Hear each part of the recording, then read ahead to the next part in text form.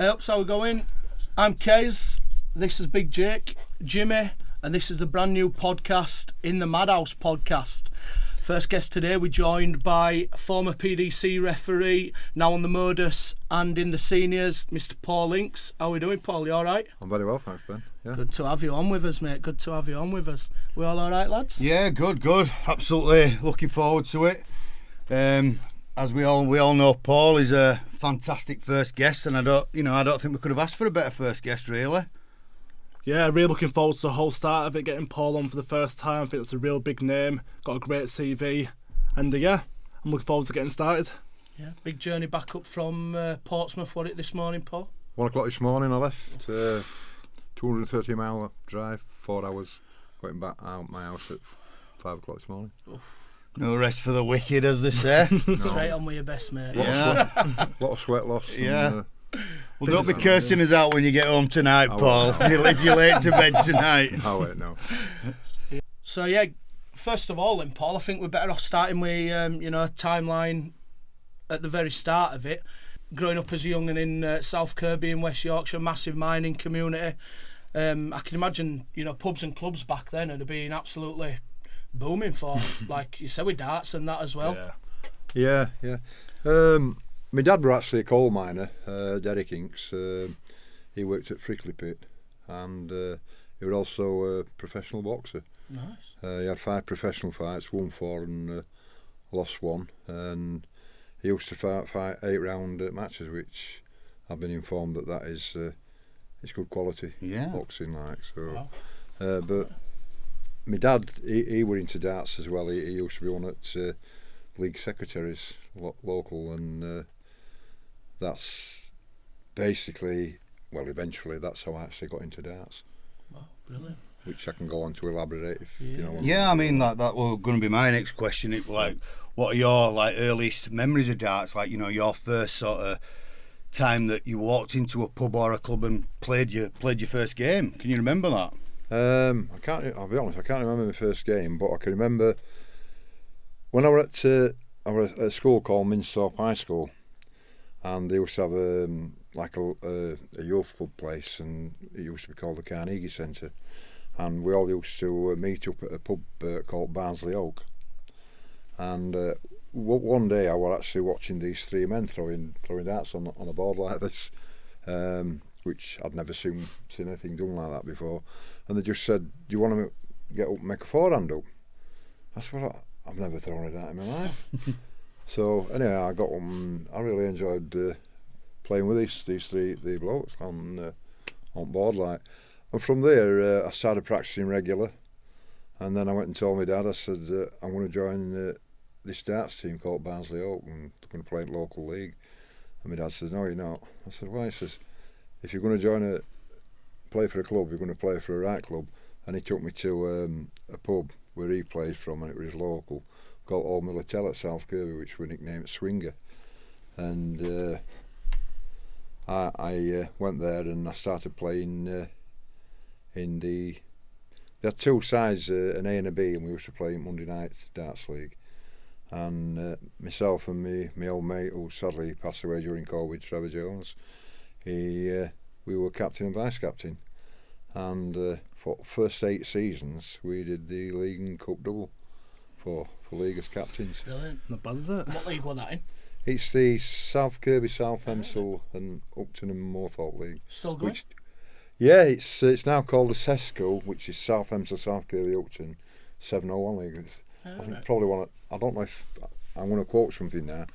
It's probably the only 701 league in the country. But there'll be probably somebody come back and say, "No, we do this and we do that." Yeah, I remember going up to St Helens actually and playing in one there with Bunting. That one. Yeah. So did you feel you were a bit of a natural when it came to throwing? Did it sort of come easy to you? I got playing up to. We progressed there to play. I played in 7 leagues in a week, and one were an afternoon and one were a night. And I played in competition for 6 out of 7 days, and the 7th day, which was my day off, I practised. And I got up to just below county standard, and in my time I actually won 23 Yorkshire titles, and 3 national titles with civil service. The 4-man team events, and So I good, played that, innit? player. Yeah, so It's a pretty decent CV when it comes to throwing as well, then, Paul. Yeah. So when you were sort of playing then, obviously winning these titles and getting close to the county sort of stage, back then were you aiming to be like a professional player? Or was it just sort of a few drinks, have a laugh with your mates? No, just playing locally for fun. Yeah. Although, like I said, we did play Super League, but that was just it was just another game of darts. Would you have gone travelling on? BDO would have been going back then, wouldn't it? Yeah. Yeah. So did you ever think about going and travelling abroad or any comps up and down country or out with BDO? No, it's something that we always mention nowadays. All the competitions that are now actually going, in them days there were nothing like that. All right. I can remember what I'm saying that I can remember what the competition called Vernon's, but basically I can't remember what. I think it was something like play 3 or 1 up. Right. But all the competitions that's going about nowadays, there were nothing like that when I was actually playing. I can remember playing in a Sunday people competition, and finals were at Circus Tavern, and I got through to last 32 at pairs. From our team, we had a lad called Colin Lawrence from Emsworth, and we got through to last 16 at Circus Tavern, and he got through in singles at semi-finals. Related to Mark, is it? Related to Mark? No, he's Mark's from South Emsall, now lives in yeah. Pontefract, and Colin lives in Emsworth, and I don't think he plays darts now. So when you did start playing darts back then, when did you actually start watching darts? Did you watch it back then? And what was the first sort of world final you saw? When I used to play in local, I mean, a lot of people said to me, how did you end up refereeing? And my mum always used to taught me mental arithmetic. That's where I always said that's who taught me, what I do. And I used to go in on a Monday or whatever it is, a night when a darts match were on, and I used to mark and I used to call games. And then one day, one of the lads were watching a game on television and said, why don't you do that? What they're doing on television? Because you're as good as watching them with what we see in local pub. So I decided to contact Yorkshire County, and at the time they were doing, you'll probably not remember it, they were doing Inner County, which were North, South, East and West Yorkshire. And they got me doing that, and from there I progressed to calling for Yorkshire B-sides, and then I ended up doing the Yorkshire A, and I still do that to this day, as and when I'm available to help them out, because like I said earlier, it's my grassroots. It's where I started basically my calling, and if I can help my county out, then I will do. So your mate want telling you to do calling to try and get you out of the team then, Warwick? You want a good enough laker in the team? Is that what he was trying to say to you? No, I don't think so, no. What were it like back then in county, Paul? Who were about? What characters in them early days? What year are we talking here? When you first started? 1984, 5, 6, like So that. that'll have been like Priestley's and that then, weren't it? Brian Jock, Langworth, yeah. And, Dennis Bimbo Icklin, Dennis Icklin, yeah. Tony Bowers, he was captain. Peter Senior about? Pete Senior were about then, yeah. Were he playing or were he just like always on committee? And He came onto committee round about that particular time. Right. I think the MC for Yorkshire at that time were a chap called John Bostock and his wife Lynn. his wife did it as well. Right. Yeah, but there are a lot of good players about in Yorkshire, and they still to this day. It's always been a massive darting county, hasn't it? I mean, you ask anyone, and Yorkshire Darts has always been done all massive. right as well, haven't they? As far as I can remember, I've never really seen them drop out at top, and between them, Cheshire have always had a good one as well, haven't they? And They're renowned out the Yorkshire for having quality good players. lakers. They've a fair selection, though, aren't they? Yeah. The biggest county in the country. It's not. There used to be a pub in Pontefract called, I don't know if it's still there, Elephant, and they were one of the top sides in the country. Really? Like Peter Senior's side at Baldry Bridge and Castle. Yeah. They they became for me the best side in Yorkshire. Yeah. At that time, it were the one in Elephant in Pontefract, which you got like there. You got Bob Crossland, who lost it final at News at World. You've got Brian Bird, you've got Tony Bowers. That particular clique, they were all a cracking side, and I think they were probably all county players, but very good. Yeah, News at World's one sort of tournaments where like anyone could enter it at the time. Yeah. First two. Did you ever play in there yourself? Yeah, I'll tell you a little story. I've just mentioned the chap there. I went to Stairfolk to play into area finals, and who should I drop on but Bob Crossland. And I went 1-0 up, he level at 1-1, and I missed double shots to take him out 2-1 because it were on a best of 3, 5-1. He beat me, he won that afternoon, he progressed to the next stage, won that, went to Yorkshire final, won Yorkshire final, went down London to News at World finals and got beat in final with a chap from Lancashire. So if you won that, you never know. Yeah. What round was that at the time then? That'd been like. Ooh, I don't know.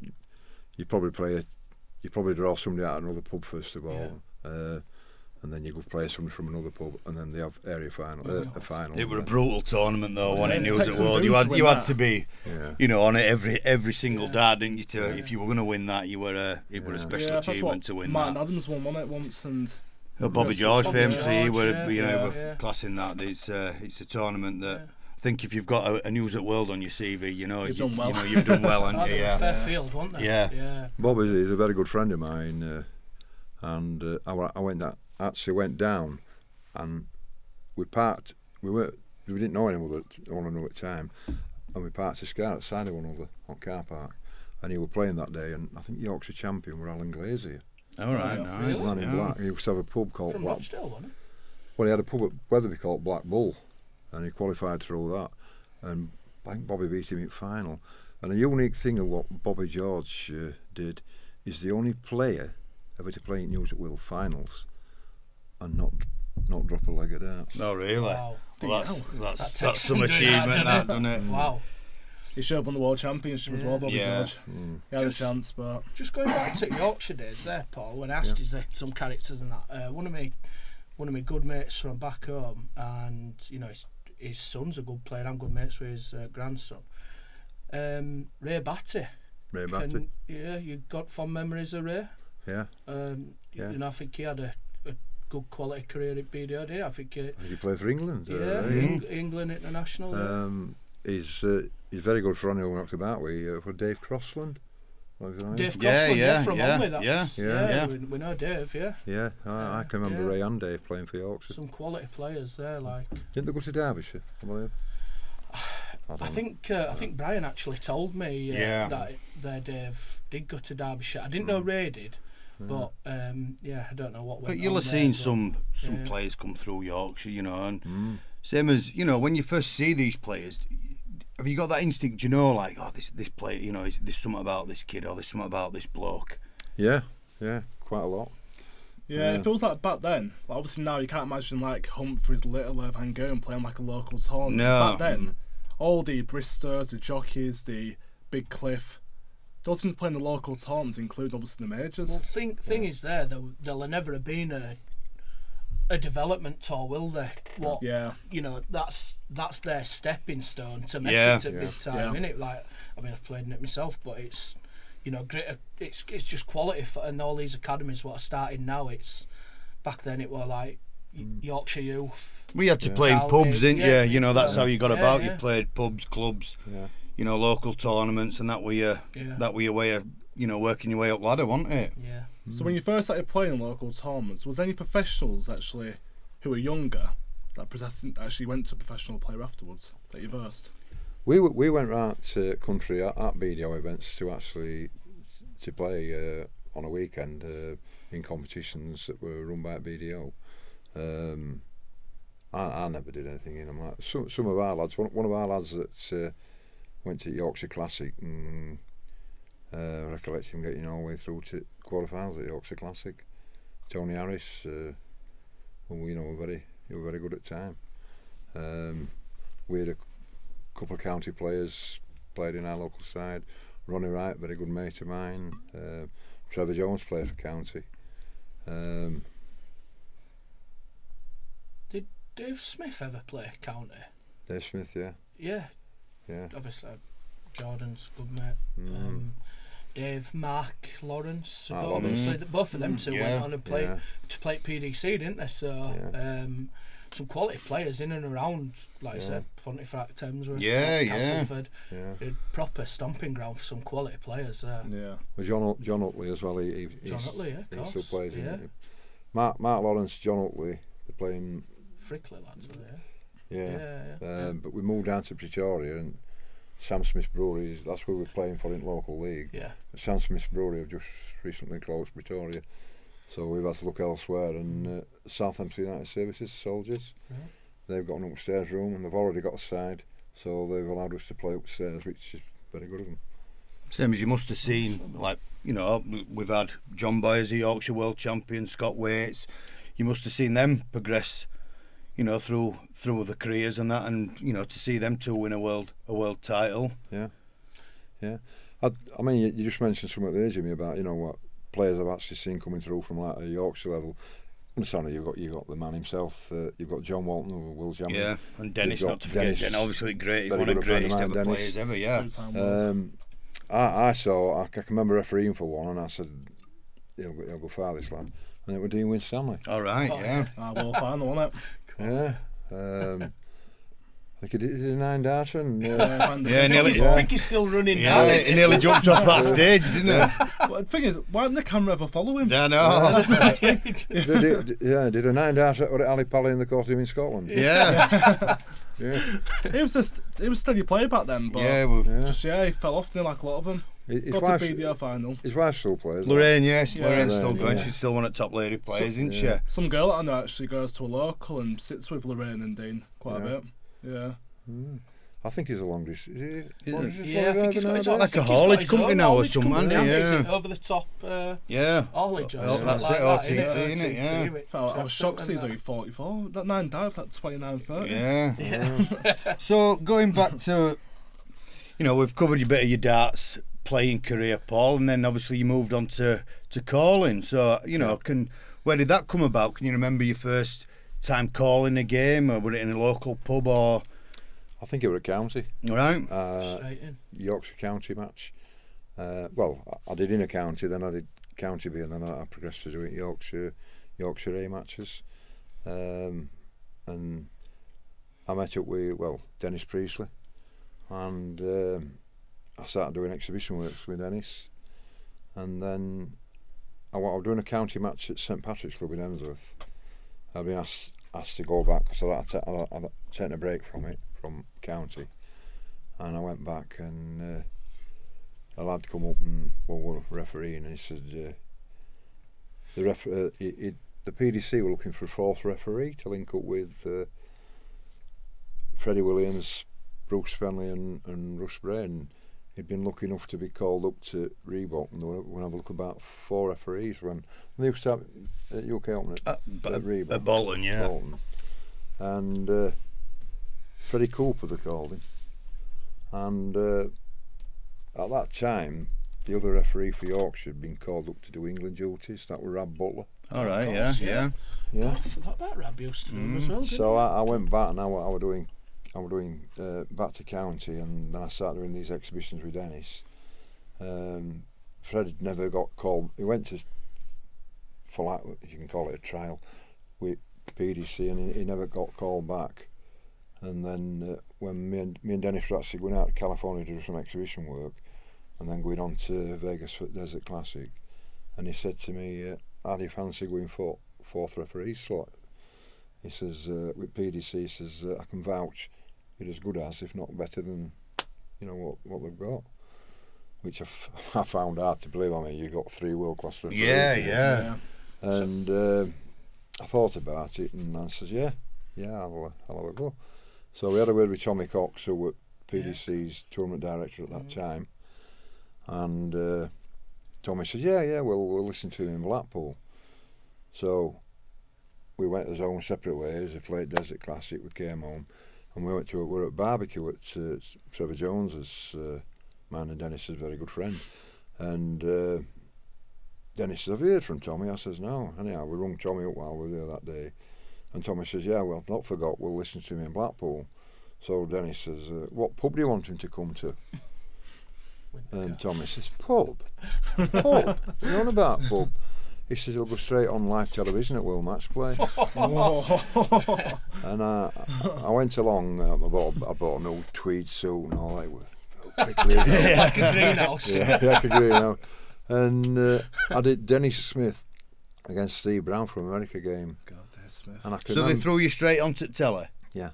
God. Lovely little What was flick. the- hadn't it? Yeah. What was the Dennis nerves like Smith. before that? Huh? What was the nerves like before that? Yeah, I had nerves. Yeah. Anyway, I can remember Steve Brown came on first. He shook my hand and he leaned over and he says, "You don't know what you've let yourself in for." And then Dennis come off and shook my hand. Dennis won 10-1. We wanted a bad one to mark then. Yeah. So at least it went over quick. At least it won 10-9 or something. And then I left because I was managing at work. I was deputy manager at work. And I came home and I'd not seen Tommy, but all officials said, you're doing well, right? And Tommy rung me up at night and said, I do apologise for not being stage side, but I like what I heard and I want to hear it again. Can you come tomorrow?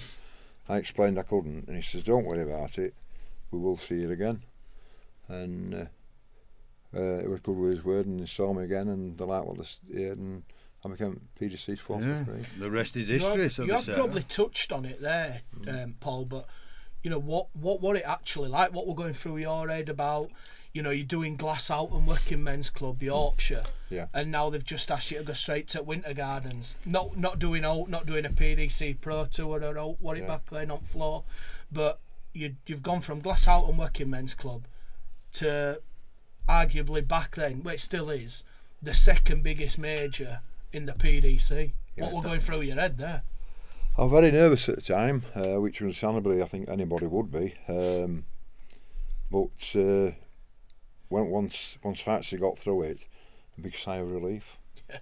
And when I got taken on as the fourth referee and the competitions that I did, understandably, for about 4, 5, 6 months, nervous.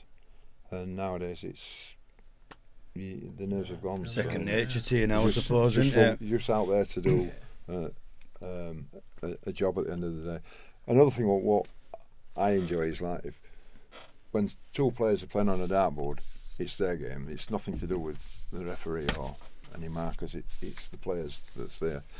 And when interviewers ask players like, what about referee? And when they turn around and say, what referee? If they're basically saying, well, I didn't hear him, that is like a feather in your cap because it means to me that you've done a good job. Absolutely. I like that. Yeah. And is there any particular match from the PDC in early days? Is there any match what particularly stood out with you? Any, nine darters or close games or just what were absolutely outstanding? Yeah, quite a lot of games that do actually back of my mind, and that my very first ever Will final, which I called. I'd had to do interviews for Yorkshire Post, so big picture on back page at Yorkshire Post, and I ended up doing the Adrian Lewis against Andy Hamilton Will final. That was the very first one. Yeah. It's back-to-back one. But regarding nine darters, one what stands out, well, there's quite. You're gonna say I've you've had actually a few, called haven't 24. Yeah. 24. Wow. I've called 24 nine darters, and the strangest thing is, not one of those was a Phil Taylor. Oh, really? I never called a Phil Taylor nine I wouldn't have darter. thought that.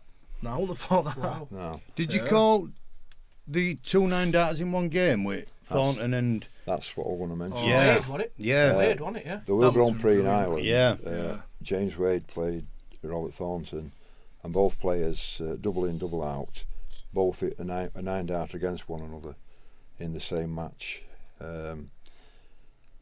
It's never been done in a match by both players, and I think there's only 3 that's actually been done at Will Grand Prix. Yeah. The other one being Brendan Dolan. Yeah. And I can remember to this day. That must have been pretty incredible to be part of to be part of that, you know, 2-in-1 game. That's Imagine especially what on a double start as well. That's something Yeah, special. exactly. That is pretty unbelievable, isn't it? What was your reaction deep down? Because, like you said, Brendan Dolan got in the semi-finals back in 2011, I think it was.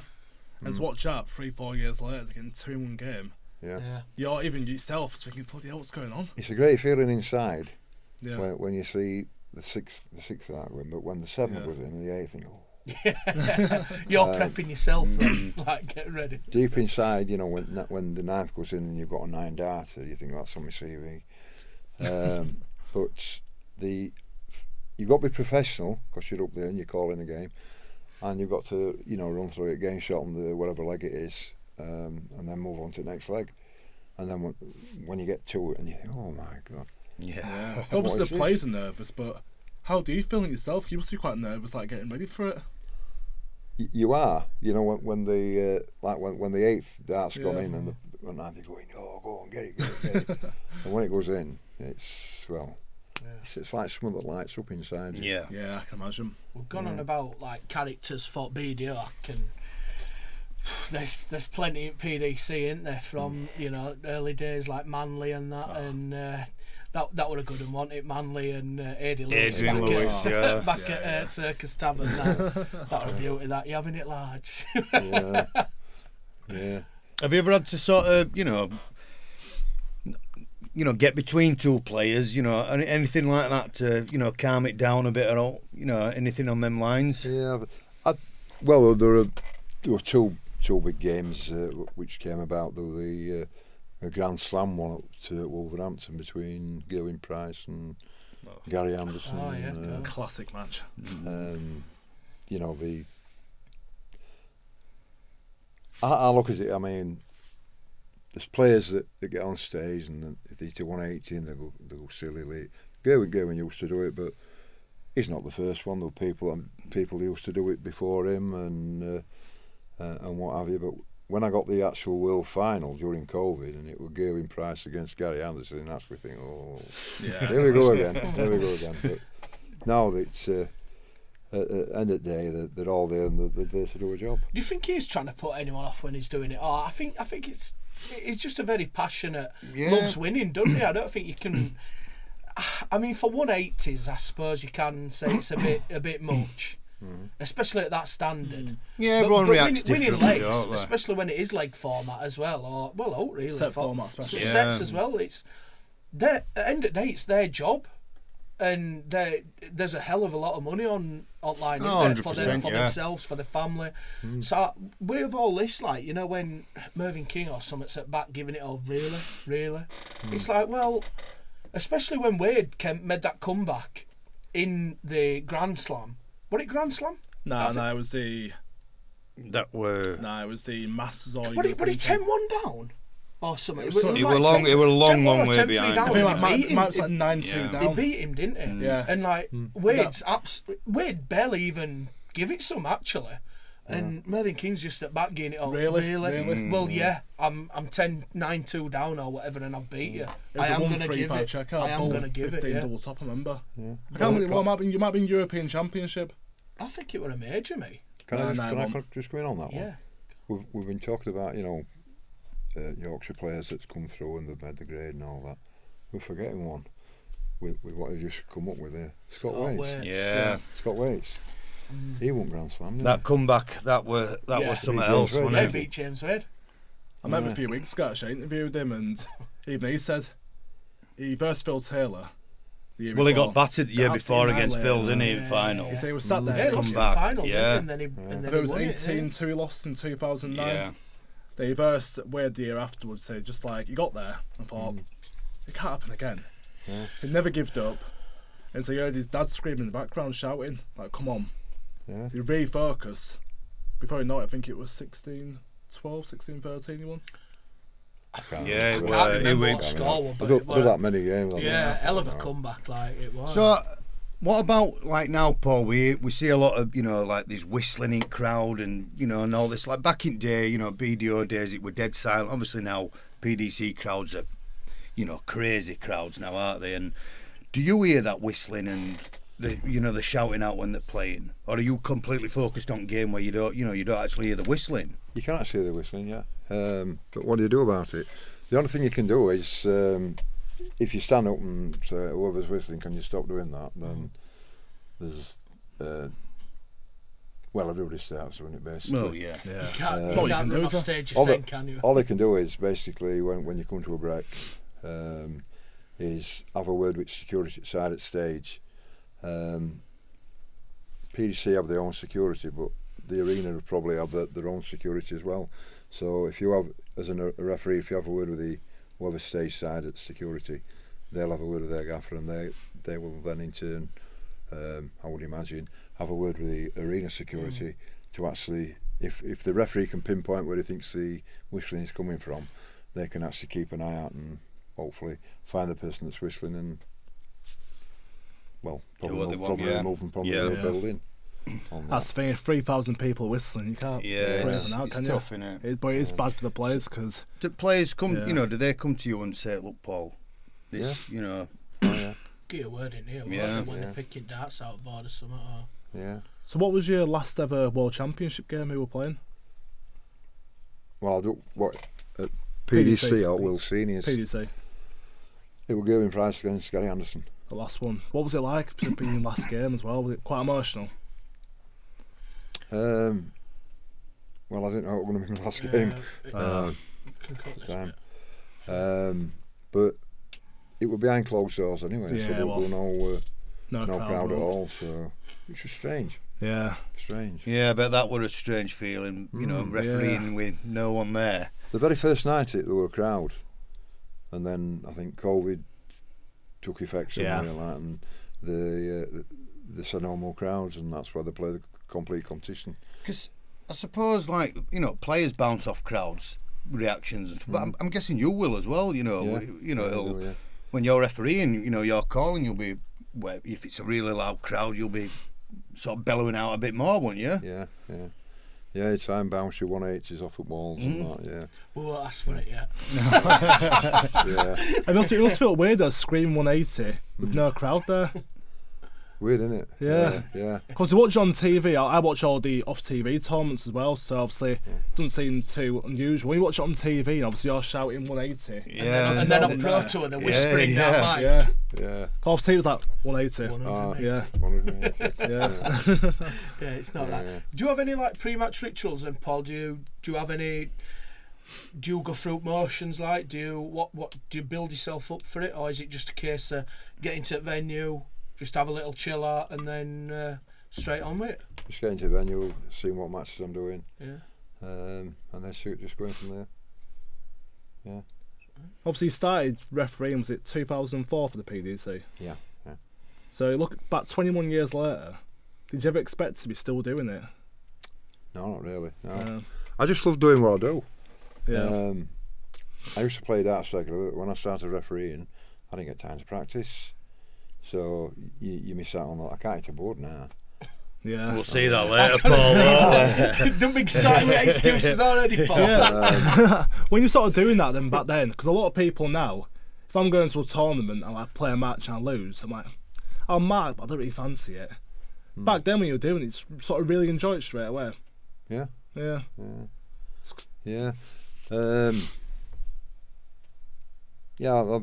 I mean, it's taken me around the world, hasn't it? When you think about it, the refereeing, the World Series events, and you name it.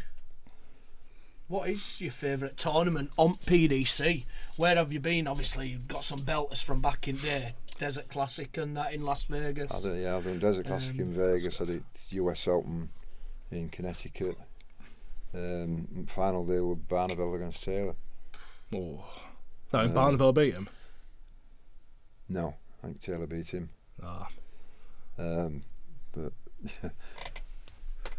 I was actually calling on stage and when I come off one of the lads on the sideline, then we'll do all stage setting.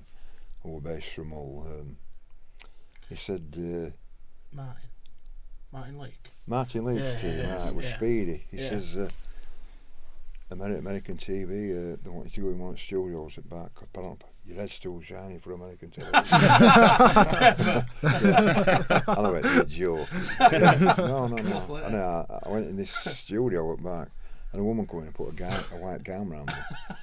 She got this spray gun, and she sprayed all me. Spray tan. I thought you were going to say they put a toupee on you. Sprayed me, yeah. And then I went back out on stage, and the rest is history on that. But going back to that, man, places I've been around with refereeing. I've been to Vegas, refereed in Vegas 4 times. Some place. I've done World Series events in Singapore, Perth, Sydney, Dubai twice, Japan. Been all over Europe. Yeah. It's not a bad job, really, when you think about it, is it? It's time consuming, though, isn't it? I mean, like, yeah, there's a lot of sacrifices and stuff like that. The same as Paul, when you were, when you were getting more established as a referee, did you? I know some people don't like to hear this word, but did you feel yourself getting like more famous? There must have been a point where people are asking, because people are always asking you for pictures. Could you feel sort of that thing coming along, like people are stopping you in the street, maybe recognising you? Yeah, you do feel like that, but all I think is I'm just one of the lads. I'm one of the lads that were lucky enough to be in that position at that time, and I got taken on board. And because referees' as faces are just as recognisable as a lot of dart players. They're on.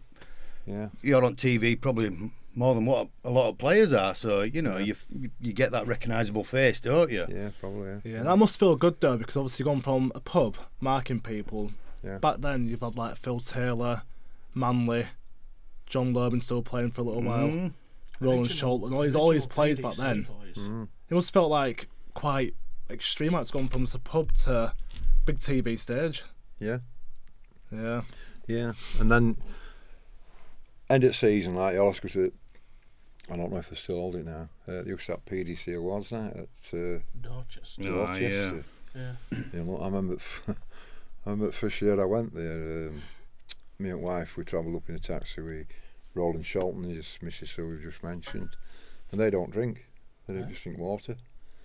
And we went into Dorchester, and the main ballroom went back where the meals and whatever you were on, and I can remember going up to the bar. I mean, a Yorkshire lad went up the bar in Dorchester.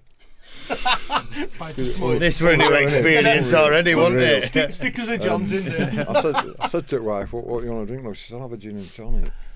So I went to the bar, I says, can I have I got a tenner out of my wallet. Did they laugh at you? Yeah. Can I have a gin and tonic, please, and half a lager? And she said, yeah, I'll get it. She put them on the bar. I got this tenner. She said, that'll be £16.50. When's this? £16.50. When was this? About 20 years ago? Yeah. You're lucky to get a gin and tonic for that That now. is crazy. How much that been now? About 30 odd quid? Oh, nice. That's St. Dorchester. I remember one of the lads at breakfast getting 5 bacon sandwiches, 115 quid. What? I hope 5 bacon buns? Yeah. I hope you went, how much? It was something like £200 for a room for a night. If you wanted breakfast, it was 97 quid for breakfast. Jesus. That's more than £20 a sandwich. Yeah. That is crazy. But that's £23. I took wife drink back, and she says, and you got Roland and Mariah one. Well, Mariah one. And I says, no, I said, they don't drink water. I said, £5 a bottle. And then when we went into the next room, it was champagne reception, and it meant it were all free. Yeah. Oh my God. They were all free, and I'll tell you. Yorkshire. Yeah. So them bacon sandwich, yeah, make a bacon sandwich at £23 Yeah. Going back to early days then, Paul, going back off track a bit, but going back, what were it like, that crossover, when the PDC came in, and what can you remember how that was, and what went on, what the deal was and that, and where were you at that point? Were you just still in county? I was just doing county Yeah. work. Never even thought about stepping up. never even thought about like, going to refereeing at Lakeside Yeah. and Yeah. or other things that. So it were all a bit like news to you as well. Then you didn't really think much of it. No. Fair enough. Talk about back then, sort of 2004. Did you ever do a champions versus champions match? It was like Barney Taylor and Andy Fordham Taylor. It's when it was PDC and BDO. Was it- One Yeah. was a champion of Just each. two of them. never- I'm not sure if never it's did two that. or three of them. But yeah. No, And obviously Andy Fordham. they used to have all this, something like Circus Tavern. I think they had one year. I think Andy Fordham was there, and I think Taylor and Barney. But they took when we were working as 4 referees for PDC to start with. There used to be northern referees and there used to be southern referees. Me and Brooks Spenley were northern, so we basically did everything that happened in north. And the southern referees were Russ Bray and Freddie Williams, and they did what happened in south. Right. So like when they come out of Premier League, any Premier Leagues that are relevant to in north, me and Brooks would probably do them, and vice versa. Freddie and Russ would do the southern ones. Oh, fair enough. Yeah. Freddie one with glasses and oldish bloke. He did a bit of ending. Dagenham and Redbridge fan. Yeah. His wife worked for PDC as well. Right. Yeah. So it must be nice now, like you see these young lads coming through wanting to do refereeing. Yeah. You know, from like say you work with Owen Binks now, don't you? And Yeah. I'm guessing he must be picking at you to get advice and other stuff away from you, because working alongside likes of yourself must be brilliant for him as well. So it must be nice to see these young lads wanting to referee. I had the other lad, what's now with PDC, Charlie Costafina. I worked with him like when we did seniors, like, and I hopefully gave him some advice, and he's doing really well. Yeah. I'm very pleased for him. Good. Yeah. We're putting a lot of pathways up, as well as reffing, but also with development tour as well, aren't they? I mean, that's absolutely thriving now. That started when I was playing on it, and it's just got bigger and bigger and bigger. I mean, some of the names on there when, like back then, like I played Van Gerwen in one of them. Well, yeah. How many have gone on to be world champions now on that? You know, and major winners. Smith, Sean Griffiths. Sean Griffiths, man. He was absolutely unbelievable, Sean Griffiths, when we were younger. Playing for Yorkshire, and then he used to play for Lancashire, him and Mike Smith. They'd just beat in like 90 averages at 16, 17, and it would just... I mean, I know that's probably like a norm now these days, isn't it? But back then it was just unheard of that. It was unbelievable, summit talent, and, you know, sadly Sean is just... Strange would have it. I mean, that you've got the JDC, the Judy Darts Contract. I'm actually an ambassador on that. And when I worked with PDC, I did most at JDC World Finals, and one I can recollect, and it was Low Humphreys, and he beat a lad from Czech Republic, is it? Czechia, I don't know what Czechia, is it they call it in that Czechia or something now, isn't it? He Yeah. beat this lad 6-0 in final, and I was down to it Modus Super Series a few weeks ago, and this lad came, Adam Gavlas. Wow, what a talent he's come. UK Open semi-finals a few years ago. They lost out to Gildan, wasn't it? Humphreys beat him 6-0, but he won on Saturday night, and he's got through to Champions Week. Yeah. So Nice some player, yeah. He's got a good story in him, 'cause I'm sure that, if I remember rightly, he bought like a set of darts just in lockdown, or just before, might have been a few years before. Just started playing for like a year. Before you know it, the youth tour final, tour cards, UK semi-finals. He's a good player on his day. Yeah. But, just lost his tour card. Yeah. I recollect being there when his first tournament, I think, and he went far that day. It was, where would it have been? Probably in Germany or somewhere like that. Where he played, and Oh, the beat Ryan Searle, he's like really screaming. And running on stage, might be quarter-finals or semis, he got tough. Yeah. this were on floor, what they were playing, where we were. You know, like pre-DC tour. Yeah. It was one of them, like, for development, and I think it was one of his first tournaments, and he went really far that day. If not actually getting to final, can't recollect, but I can remember him coming along. And when he got to JDC final, I thought, Yeah. Can't believe he didn't take a leg off Humphreys. I mean, I've never said it like Brad Pitt. Luke 4-0 me. Oh, it's not about you, this, Kez. It's not about you, this. I've never mentioned it. Bloody hell.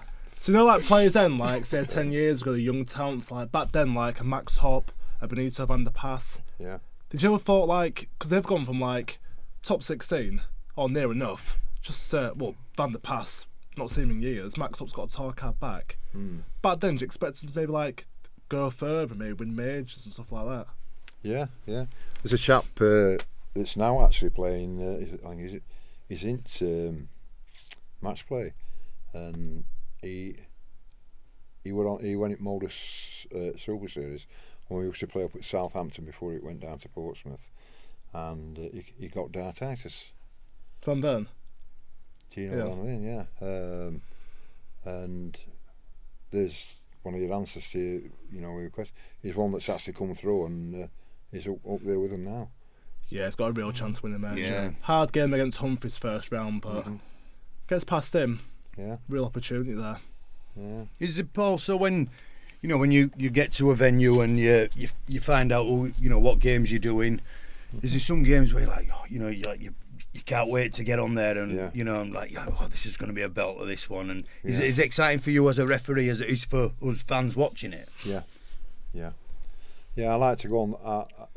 I used to like to go out on stage, and I like to get the crowd involved in the game as well as the players like. So, it might sound silly that, but that's the way I look at it. Yeah. I like to get the crowd involved with the game, and if they're enjoying it, then everybody else is. Yeah. And you can sort of see with referees as well that I think you can tell when you're enjoying a game by where you're calling a game. Yeah. If that makes sense. Yeah. I know what you mean. Yeah. If you'll get a fast game, I mean, you never still. No. I like to call somebody run about that this week at Modus Super Series. Just for example, Jimmy, you're playing Ben in a game, and Ben's at oche, and you're coming to board wanting so that you've left double top foot match. Then it's a 180. Yeah, I get my 180, but I cut it short because I want to get it in like Jimmy would have 40. Yeah. So before you actually step up to oche, you might be coming forward. You know what you want, and also the crowd know it. Yeah. And it's not like stopping the game; it's speeding things up to actually get there. That's where I've always done it. Like, and some people prefer what I do, and others don't. But that's why I do that. Touching on similar subject to that, when in the PDC, has there ever been any players what have like tested you, like your authority, if you like? If they've hit a big score and they're like milking it a bit, and they're for you to almost say, come on, guilt pissing, that type of thing. Probably has done over years. I can't actually bring any to mind, but I can remember. Stranger actually, it were Phil Taylor. He killed up in match play, and I no scored him. And he stood there. I think there's a picture. I've seen picture. Yeah. He's going there, and he's looking. I went. I explained to him, and he went, yeah. He killed up on wrong score, and somebody mentioned to me when he went up in commentary. I think whoever commentator was said, "What happened there, Phil?" And he says, "Oh, I checked out with wrong kill." And Paul rightly no scored me. Yeah. So, it's a pretty iconic picture of him with hands on it, looking at board, isn't he? And I was going to touch on the calling as well. The likes of yourself and Russell and the others, do you sort of like compete like who can do the best 180 or? No. It's just it's one of the things. I when I first went to PDC, I used to call my 180s like Tony Green. Everybody seems to impersonate somebody else. Yeah. And that's who I used to impersonate. And I can remember Tommy Cox saying to me like, if you want to get recognised, you've got to have your own big call, and people recognise you from the call that you actually do. So he said, can you put the word maximum into your 180s? So for a while I were calling maximum 180. And Sky, I was told that, Sky said, can you ask him to drop that because it's too long for television. So Tommy said, I want you to go away and, you know, think they're a 180. And it's not an easy thing to do. No. And strange would have it, I'm a big Alice Cooper fan. And years ago they had a single out called School's Out for Summer. Oh yeah. You remember it? Yeah, yeah. Well, a bit before my time. Yeah. You play it record, yeah. You've heard it. Yeah, you beat the record at the DJ. And the end of the song, it was School's Out for Summer, like that.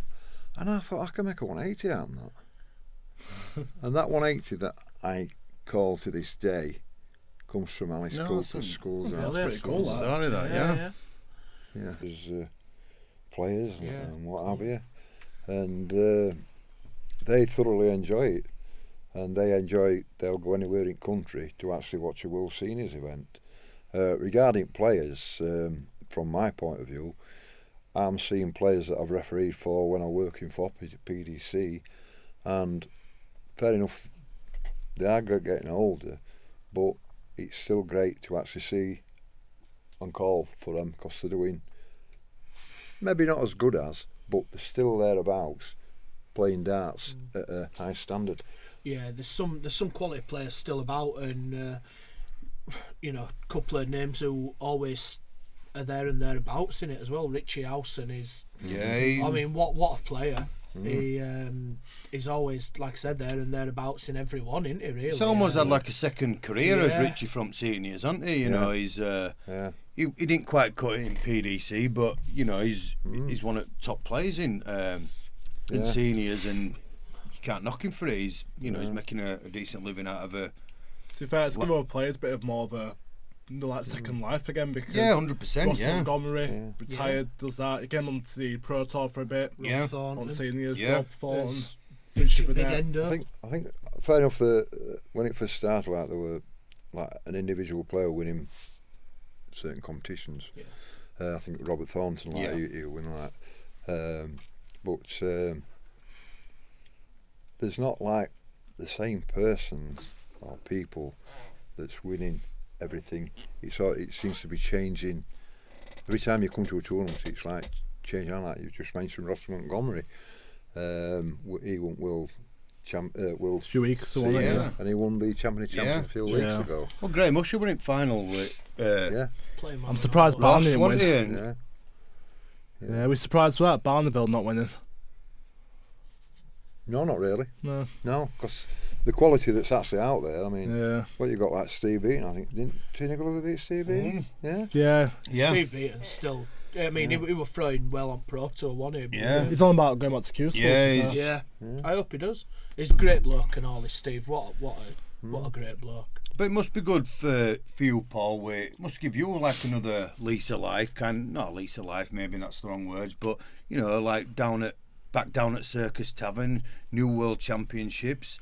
I mean, myself, I've been down there every year. I see you down there every year, and I absolutely love it down there. I just think, I never go down and compare it to PDC events. I go down there and take it for what it is. It's a seniors World Championships, and I absolutely love it down there. Yeah, I love doing. I love refereeing. I love actually going at Circus Tavern and actually doing it. A couple of years ago, not last year, year before, it was my 20th World Championships, and the seniors actually got me into the box, and I was an interview done with Ray Stubbs, and I think it was Jason Francis and Jason Tame. They actually asked me to present the runners-up medal. I think Endo won the world title, and Colin McGarry, I presented Colin McGarry with his runners-up medal, which for me were an honour. Actually doing that. Yeah. Does legends and that still have a bit of banter and that about themselves? Do they have a bit of swag and that, and have a good crack with everyone and that down there? Yeah, you get certain people that pull in one another's legs and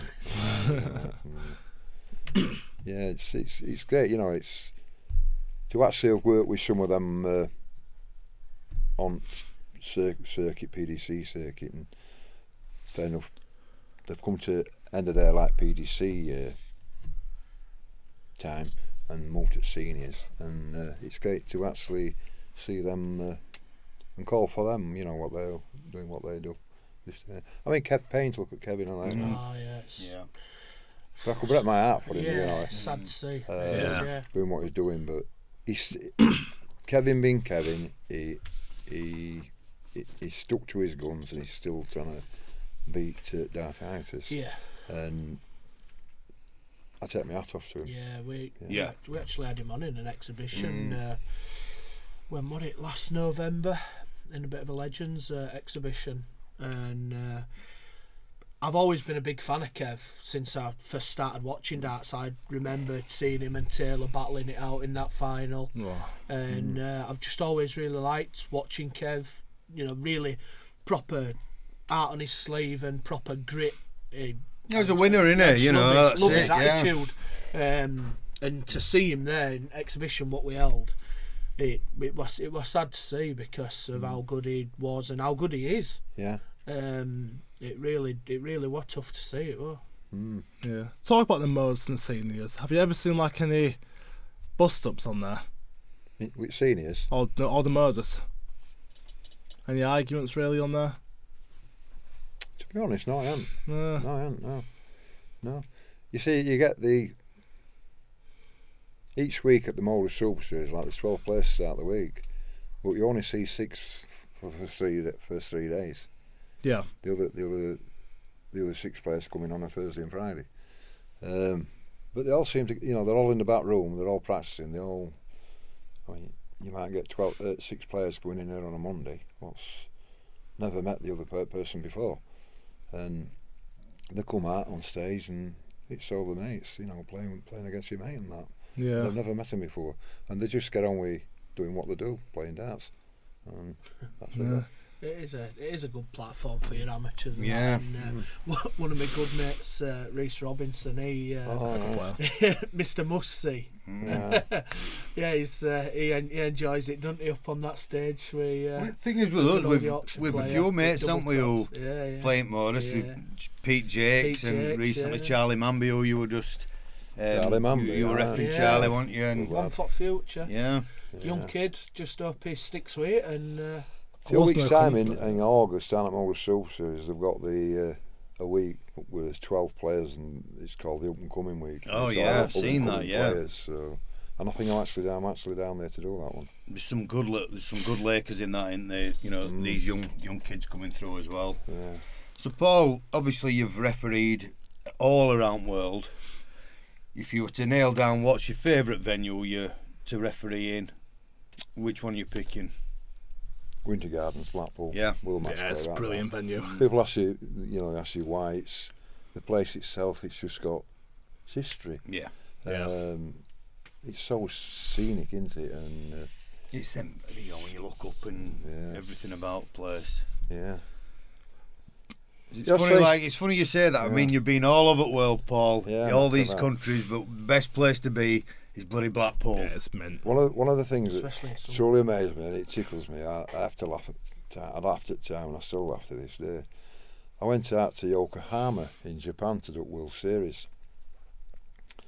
and I was first referee. Me and Kurt Bevins were actually refereeing it, and I was first referee out on stage. And I looked out and there's all these Japanese, like, clapping line. And I looked at back at arena in this arena at Yokohama.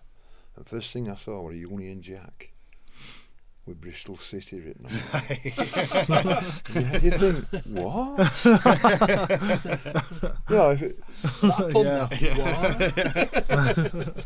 Yeah. Amazing.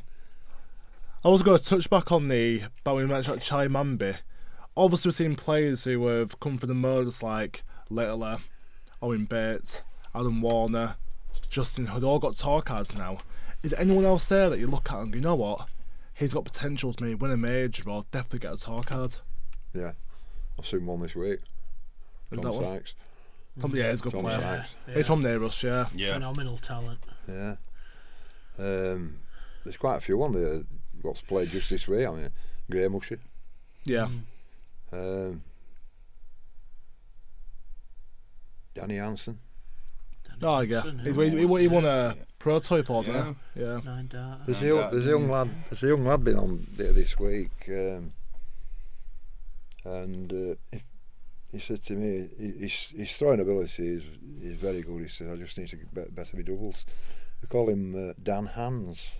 Dan Hands? Yes, I think he's from Midlands, but he's a very good player. Right. Coming through, so. One to watch then. One to watch. Yeah. Yeah, touching back on Tom Sykes, I mean, we put a few events on, exhibitions, and we had Tom Sykes on there. Big amateur tournament, 8-man tournament, and it was Tom Sykes against Charlie Manby at final. Absolutely packed venue, and Tom Sykes hit a 9-darter against Charlie at final. Honest to God, I've never seen out like it. Just in this venue, crowd 325 people there, crowd just erupted. It was unbelievable scenes, quality. When was this? Last September. September, Yes. What OW Promotions That was good put on, there. yeah. Yeah. So do you like obviously you still do exhibitions and that, Paul? Do you still enjoy, getting about to local pubs and clubs and that and doing exhibitions? Yeah. Next week, from tomorrow and next Friday, I'm down at Welwyn Garden City tomorrow. The exhibition's actually been booked for 12 months with a good friend of mine and what a player, Wayne Mardle. Yeah. And next Friday we're in Blackpool, Talbot, I think. Talbot, yeah, I'm there for that one. We did it last year, me and Wayne, and apparently we're back by public demand.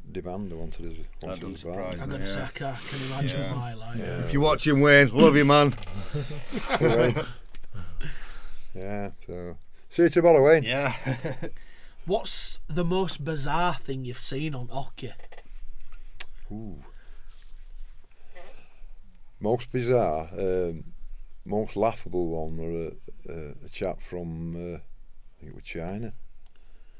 He's come up to hockey from one side, and he's caught the lip and come out on the other side. Oh, I remember that, yeah. Remember it? Yeah, he went toppling over hockey, didn't he? Rob Thornton did that as well. Yeah, he didn't did, Nearly pulled his Taylor, back were he out. against Taylor Yeah, that? nearly Taylor pulled his caught back him out, with didn't he? Yeah. But he Yeah. thought That I was- nearly he went was off going to go for stage. stage. That was brilliant, that was. Yeah. And there was that Will final that Van Gerwen were in, and somebody broke onto the stage front crowd. Oh, Try yeah. and get them Oh, yeah. trophy. Yeah. I just come on to stage. I was refereeing the second half of the final. Right. Me and Scott Giblin just come on stage, and this kid got on stage, and security got hold of him and took him off stage and Yeah. that. That happened before with the UK Open final of Thornton versus Taylor once. Someone tried to grab one of Yeah. the players, Yeah. and the security guys grabbed them both off, remember? Yeah, Might have been 2009, I think that was. yeah. Yeah. So, have you any plans, Paul, to hang up your microphone? In future, or are you just going to carry on as and when you feel like you're ready to, I have in future. Yeah. I've no plans. But say, I'm still enjoying what I'm doing. yeah, I think they'll come to that point where I think say I've had enough. yeah. But as it stands at present, I just love doing what I do. Yeah, and we love you doing it, man, because we love listening to you. We have done for all these years, and so how would, when you do hang it up, and how would you want to be remembered as a referee? Just being up there and enjoying doing what I do. I just like calling for the players and can I say it, like entertaining the crowds that actually watch the matches and that, and fair enough, they listen to me with what I'm calling and that, and it's just enjoyment, like putting enjoyment out there to the public, what have you, and the players enjoying you calling their games, and that's what I like to be known as. Yeah. So just before we wrap it up then, Paul, if you were going out to Boozer and you could take 5 blokes with you, players, officials, who would them 5 be? Ooh, good question. Good question that. Dennis Priestley, Bobby George, Eric Bristow, Gary Anderson, and Adrian Lewis. Won't be a bad sub. I'm going to say it sounds like a good night out, that. Sounds like a good night out, that. And then Yeah. we've got a quick fire for you. Most underrated player Most underrated player. you've officiated.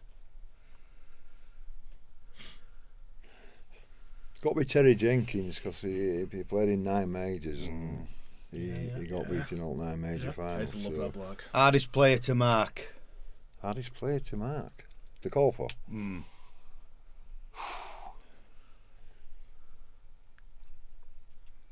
I don't know. They're all okay. I mean, Yeah. a lot. You know what stick out in people's minds. I get. I mean, lots are like Wadey and Mervyn King but I get on all right. Yeah, with them. yeah. But no, they're all okay Yeah. to me. Yeah.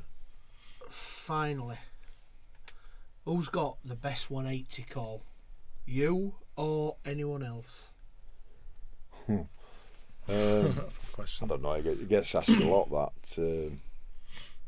Don't be modest, Paul. Tell them how it is. You've got the best one. Come on, Paul. We've got to hear it. Come on then, Paul. Give us one. 180. Nice. Beautiful. Lads, I think we'll wrap it up there. Yeah. That was absolutely brilliant, Yeah. honestly. What I will say is 2 big events happened today. Oasis went back to Manchester for the first time in a long time, but also the Best Darts podcast is about to get recorded today, has been recorded today. In the Madhouse podcast, Jimmy, Big Jake, Paul Hinks, thank you all so much. Cheers, Paul. Pleasure. And don't go anywhere yet because we've got a 9-dart challenge coming up with Mr. Paul Hinks himself. He can call a good game. Let's see if he can throw a good game. And he's off then. Game on. Paul to throw first. Game on.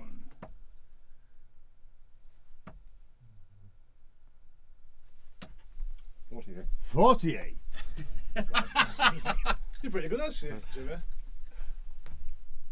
Good man, man. This is your second 3.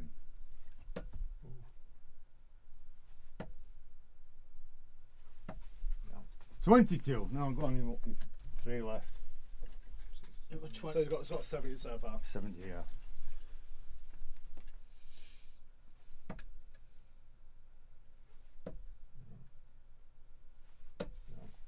Well done again, Paul. Well, last one. We can get it.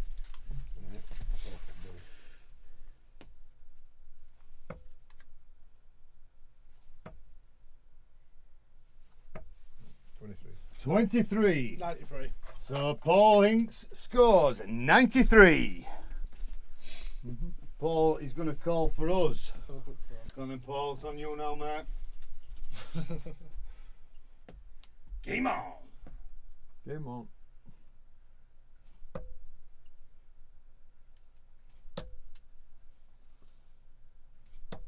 $44. You had it all, Kez.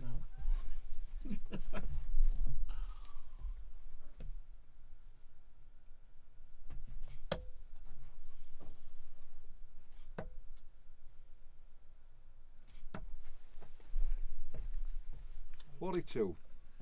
That's 86. No, that one.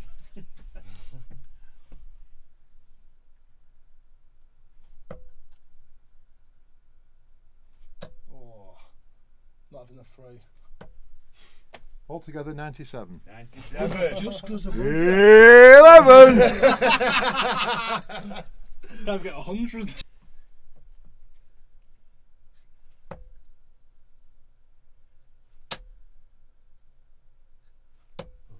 $15. Oh, nervy. I'm not saying no, I ain't gone yet.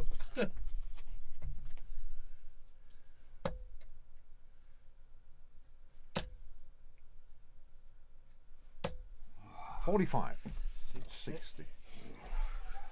On the leaderboard here. You can't do worse than me.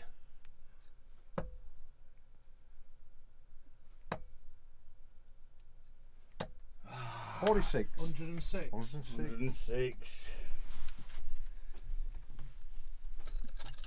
Right. It's been a shoddy start, this, hasn't it? Has I read Bobby George's new autobiography yet?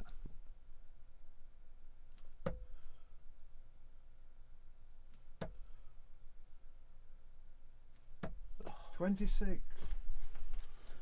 The pressure in the room. 300 still on. Tension.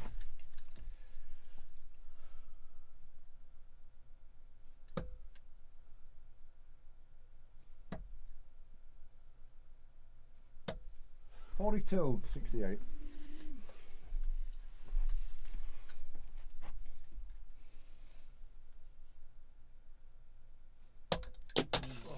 Another one back. 40. Unbelievable that. What was it? 108. 108. Oh, Oh, that's come out at top corner now. look at So that. look at it. Yeah. Devon's a good guy, isn't It's superb. he? Yeah. Yeah, superb.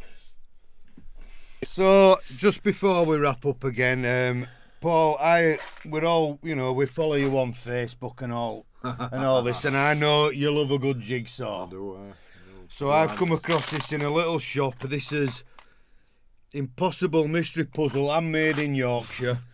It's a little jigsaw for you there, mate. Thank you very So much. if you can Crack it. manage to get that one, I've we'll always- look forward to pictures on Facebook when you've Yeah. got it done, mate. I'll do it. It's 70 pieces. Mm. Yeah. What do you reckon? Piece Easy? of cake that for him. Piece of cake. It's completely see-through, just to let you know. So there you go, Paul. Thank you for Quality. coming, mate. Cheers, Thank Paul. you. Thank you very Cheers, Paul. much, mate. Thank you.